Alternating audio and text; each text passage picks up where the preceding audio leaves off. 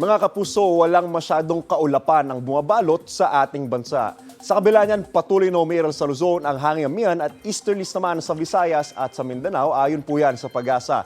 Kaya kahit na maayos na panahon ang mararanasan sa buong araw, posible pa rin ang may hinang ulan o kaya mga biglang ulan o local thunderstorm.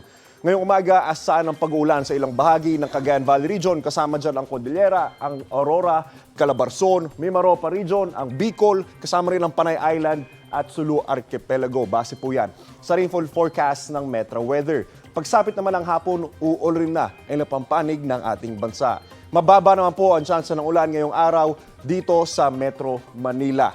Dahil sa amihan, maalon muli at delikado sa maliliit na sakyang pandagat ang pumalaot sa mga dagat sakop ng Ilocos Provinces, Cagayan, Babuyan Group of Islands at ang Batanes. Mag-ingat po tayo, mga kapuso. Ako po si Anjo Pertiera.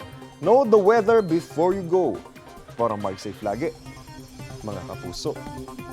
Igan, mauna ka sa mga balita. Mag-subscribe sa GMA Integrated News sa YouTube.